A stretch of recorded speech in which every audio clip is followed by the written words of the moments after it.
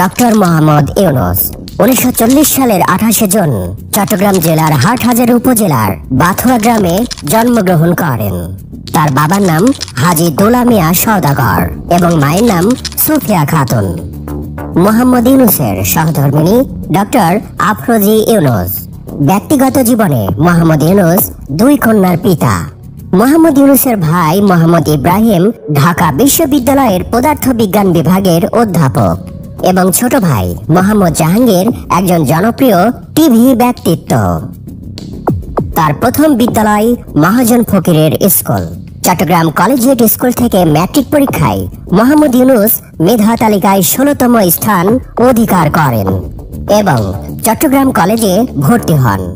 সেখানে তিনি সাংস্কৃতিক এবং রাজনৈতিক কর্মকাণ্ডের সাথে নিজেকে যুক্ত করেন। কলেজে তিনি নাটকে অভিনয় করে প্রথম পুরস্কার লাভ করেন। এছাড়াও তিনি সাহিত্য পত্রিকার সম্পাদনা এবং আজাদী পত্রিকায় কলাম লেখার কাজে যুক্ত ছিলেন।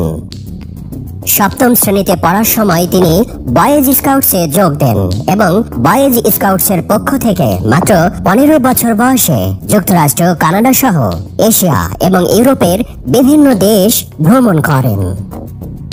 1957 সালে মোহাম্মদ ইউনূস ঢাকা বিশ্ববিদ্যালয়ে অর্থনীতি বিভাগের সম্মান শ্রেণীতে ভর্তি হন এবং সেখান থেকেই বিএ এবং এমএ সম্পন্ন করেন। এরপর তিনি ব্যুরো অব ইকোনমিক্সে যোগ দেন গবেষণা সহকারী হিসেবে। পরবর্তীকালে 1962 সালে চট্টগ্রাম কলেজে প্রভাষক হিসেবে যোগদান করেন। 1965 সালে তিনি ফুল ব্রাইট স্কলারশিপ নিয়ে যুক্তরাষ্ট্রে যান এবং পূর্ণ বৃত্তি নিয়ে যুক্তরাষ্ট্রের ভ্যান্ডারবিল্ট বিশ্ববিদ্যালয় থেকে 1969 সালে অর্থনীতিতে পিএইচডি লাভ করেন। মোহাম্মদ ইউনূস বাংলাদেশে ফিরে আসার আগে 1969 থেকে 1972 সাল পর্যন্ত মিডল টেনেসি স্টেট ইউনিভার্সিটিতে শিক্ষকতা করেন। 1971 সালে বাংলাদেশের স্বাধীনতা যুদ্ধের সময় মোহাম্মদ ইউনূস বাংলাদেশের পক্ষে বিদেশে জনমত গড়ে তোলা এবং মুক্তিযোদ্ধাদের সহায়তা প্রদানের জন্য সাংগঠনিক কাজে নিয়োজিত ছিলেন। 1972 সালে দেশে ফিরে তিনি চট্টগ্রাম বিশ্ববিদ্যালয়ে অর্থনীতি বিভাগে সহযোগী অধ্যাপক হিসেবে যোগ দেন এবং বিভাগের প্রধান হিসেবে দায়িত্ব পালন করেন। 1975 সালে তিনি অধ্যাপক পদে উন্নীত হন এবং 1989 সাল পর্যন্ত এই পদে কর্মরত ছিলেন।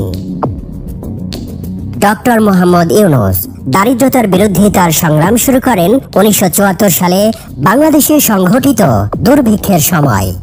তিনি বুঝতে পারেন স্বল্প পরিমাণে ঋণ দরিদ্র মানুষের জীবনমান উন্নয়নে অত্যন্ত কার্যকরী হতে পারে।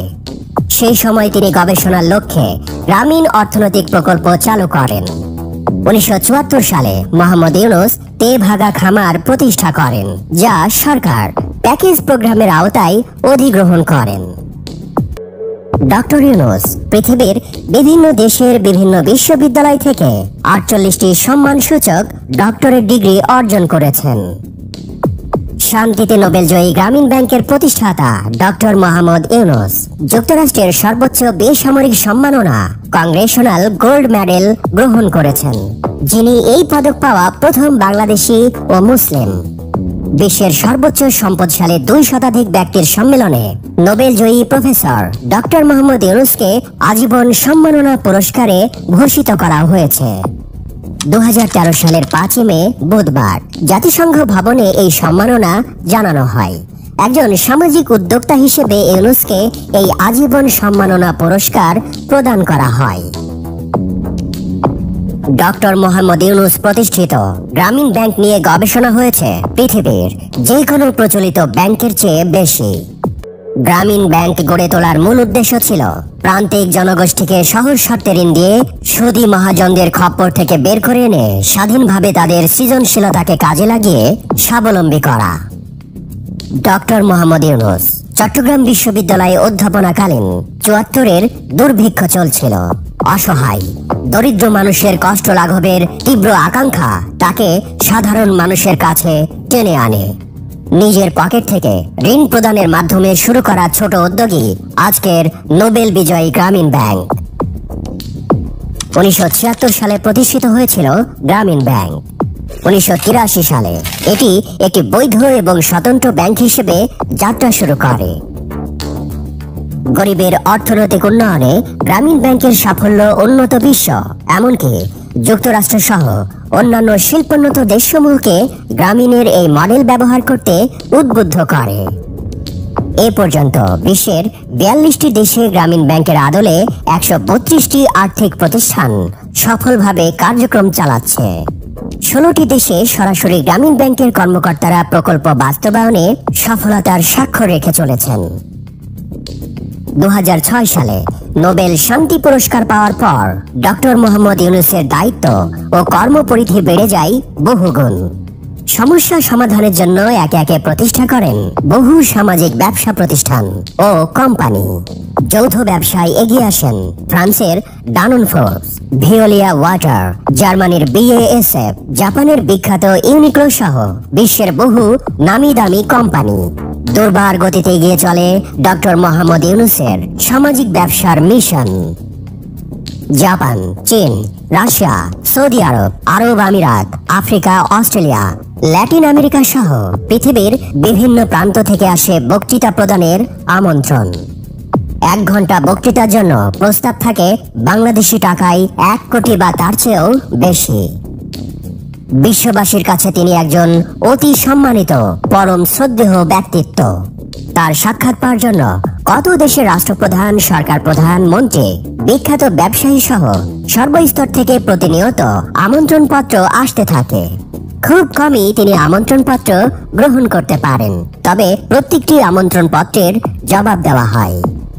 বক্তৃতার সম্মানী বিদেশ থেকে ডক্টর মোহাম্মদ ইউনূসের ব্যাংক হিসাবে স্থানান্তরিত হওয়ার পর তিনি সেই অর্থ তার প্রতিষ্ঠিত বিভিন্ন ট্রাস্টে দান করেন।